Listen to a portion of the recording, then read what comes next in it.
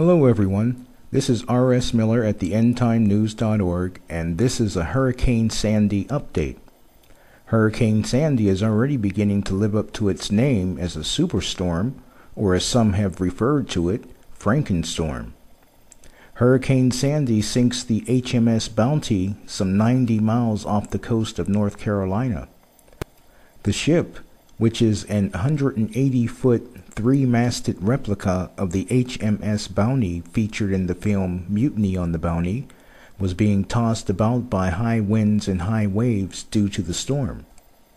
14 crew members had to be rescued from the sinking vessel, with 2 more still missing at sea.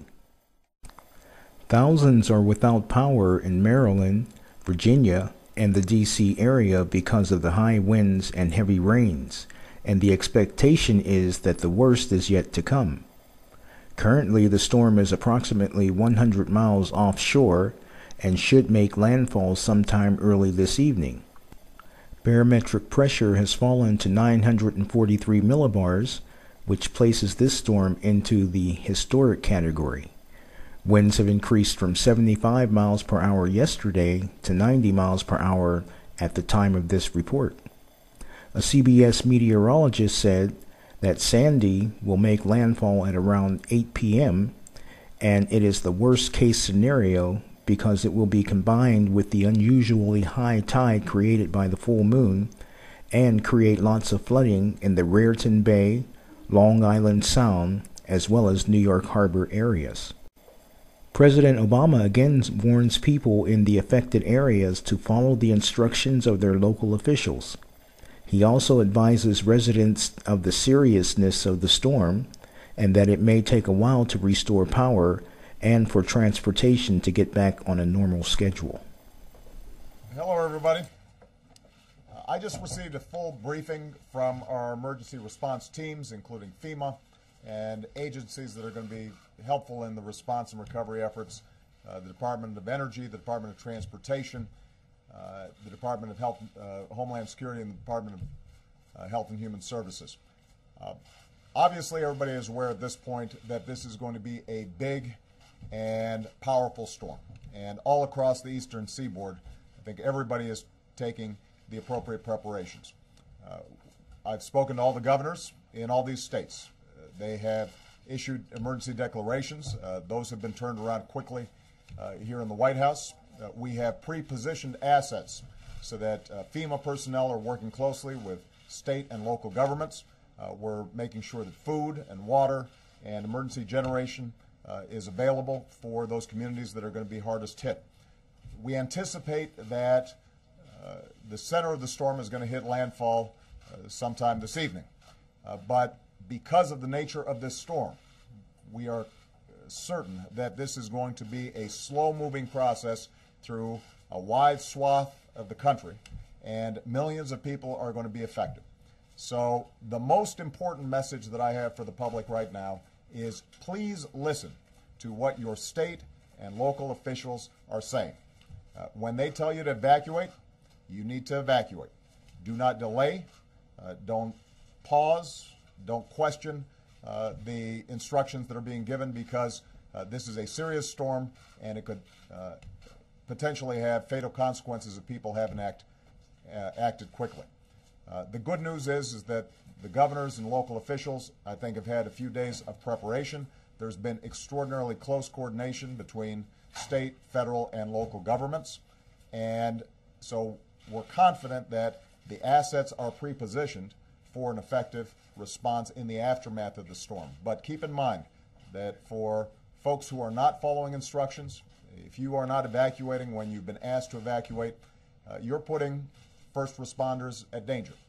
We're going to have search and rescue teams in and around multiple states all at the same time. And although we've got Coast Guard and the Department of Defense all positioned, if the public's not following instructions, that makes it more dangerous for people, and it means that we could have fatalities that could have been avoided.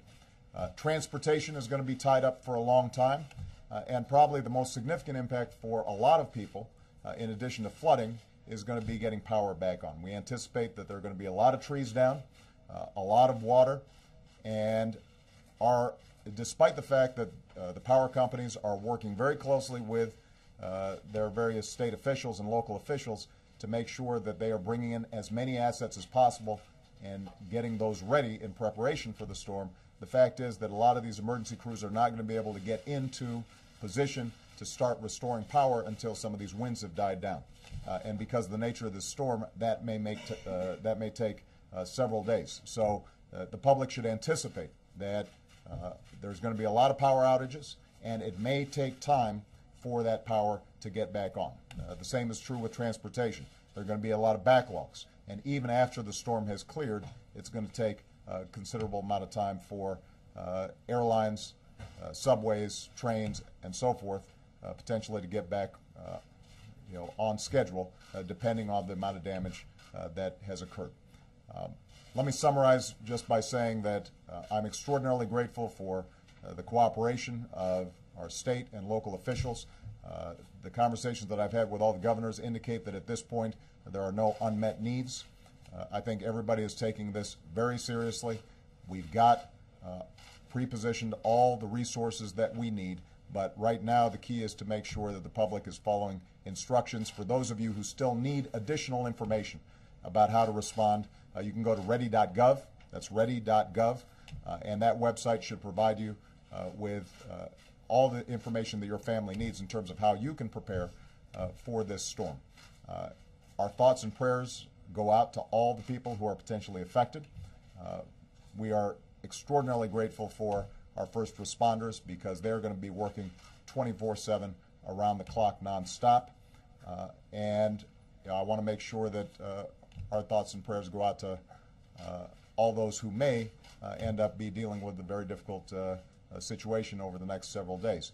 Last point I'll make, though, this is going to be a big storm. It's going to be a difficult storm. The great thing about America is when we go through tough times like this, we all pull together.